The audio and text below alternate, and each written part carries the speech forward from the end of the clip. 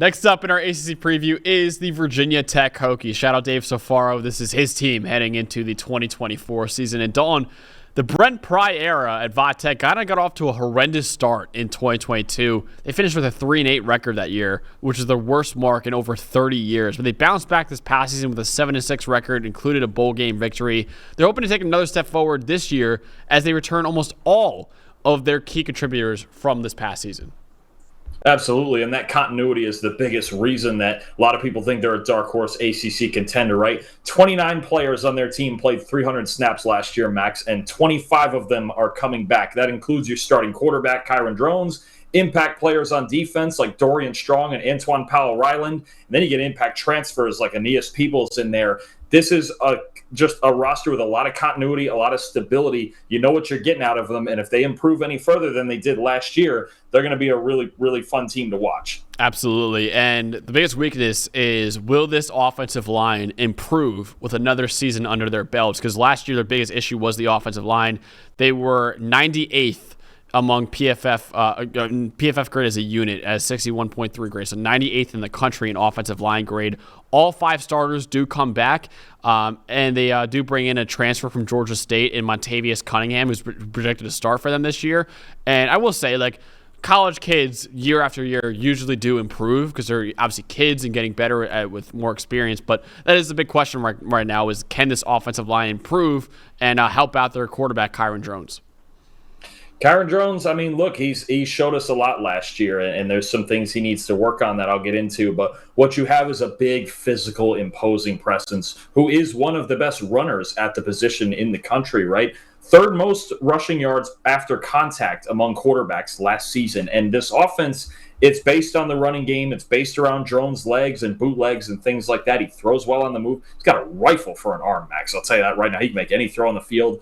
Wide side, opposite hash, deep crossers, over the top, whatever, you name it. He's got the arm strength to make it. And I think his abilities as a dual threat are really the engine of this offense. Where I question Drones is when we get away from the scheme stuff and the play action and all of that, right? And his footwork in the pocket still needs a lot of work, okay? Last year, a 51.3 non-play action passing grade. That was the 7th lowest mark in the Power 5, right? So he's another guy I look at. I go, you have a ton of talent. Is the footwork going to get better? Did it get better this past offseason? And are we a little bit better at functioning from the pocket? Because we have to be able on 3rd and 8 to just drop back and throw the football, right? And Kyron Drones doesn't. That's the one thing he doesn't consistently do really, really well, right, in obvious passing situations. So they're going to use his talent. They're going to use his frame to scheme up everything in the run game. He's a dangerous runner, play action, really good throwing on the move, really good at taking shots downfield. Functioning from the pocket is going to be the big thing for him this year.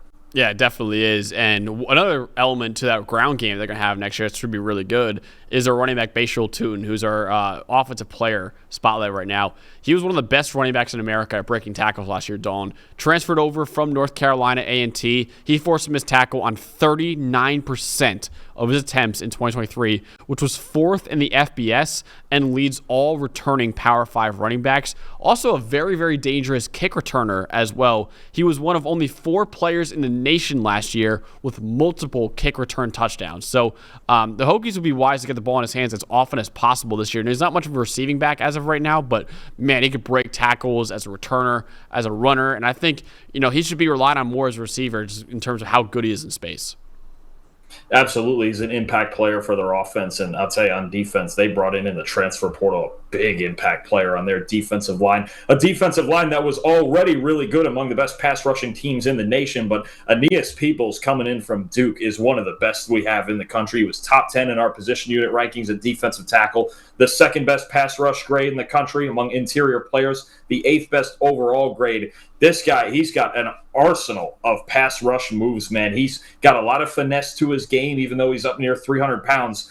He's got he's a superstar on a team that already had a lot of pass rush depth. They're another one, much like we've talked about with Miami in the past, that they've got a deep defensive line that can really rush the passer. And to add a superstar like Peebles to that mix feels almost unfair, but Virginia Tech's pass rush is going to be a major problem, and it starts with Aeneas Peebles. Absolutely. I mean, he had the 2nd best pass rushing grade, like I said, only behind Byron Murphy, who was a 1st-round pick in the NFL draft, right? So he's a really, really good pass rusher, really good player overall. Dalton, are you with Dave Sofaro? Do you think that Virginia Tech is a top contender to win the ACC next year, or are you doubting the Hokies a little bit? I'm doubting them just a little bit. I think there's another step forward to be made. Do I think it's possible? It's possible. Anything's possible, right? We've seen, TCU go to a national title game after a 4-win season, but they've got a lot of good players, right? Peebles, Tuten, Drones, Dorian Strong at corner, who we had as a top 10 corner in the country. There's a lot to work with here. The big thing for me, again, is Kyron Drones in traditional passing situations, right? I know I've said this with several guys, but there's when everyone in the stadium knows you're going to throw it. It's 3rd and 10, and I need the biggest 3rd and 10 of my season. Can he take a 5-step drop and make a throw from the pocket when it all matters, right? Because that's the one part of Drone's game that we just haven't seen consistently yet, right? When they're ahead and they have A, the run game going, and B, the pass rush going, they're going to be nasty. They're going to be really, really good, right? And until Drone shows me more from the pocket and hopefully better footwork for me from the pocket than he showed last year, I can't pick him to win the ACC. I can't go out on that limb yet, but there's a road here for sure. They have a lot of talent. They're as talented as most of, if not all of the teams in the ACC, and they're up and coming. This is a dangerous team week to week. Absolutely. And yeah, I mean, look at their schedule. It's a very manageable schedule, right? They play Miami at Miami. They play Georgia Tech. They play Clemson. But other than that, man, it's pretty manageable. So I think there is a world where Virginia Tech can make the ACC title game, but it is a big jump, right? They won 7-6 last year.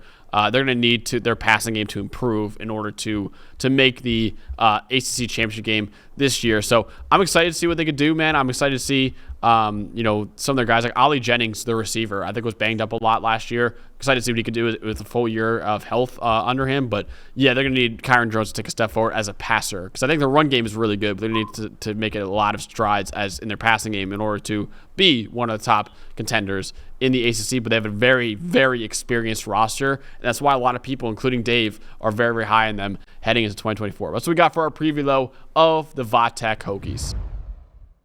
Hey, thanks for watching the PFF College Football Show. Before I let you go, though, we have an unbelievable deal for you guys right now. If you use the code CFB25, you get 25% off your PFF Plus annual subscription. We've got the 2024 College Football Preview Guide that you can find over at pff.com, featuring the best players in the country from all 70 Power 5 teams, plus 10 Group of 5 teams that have the best chance at making the college football playoff as well. You can also gain access to NCAA premium stats for historical games, teams, and player tracking dating all the way back to 2014, so the last decade or so of college football. All the stats you can hope for, you can find in PFF Premium as well. Also, you can be the GM of your favorite NFL team with our unbelievable mock draft simulator, where you can draft up to 7 rounds of players for your NFL team. And if you want to dominate your fantasy league, you can do that as well using the best fantasy tools on the planet. All of that and more with your PFF Plus annual subscription, which you can find for 25% off right now with the code you can find in the description.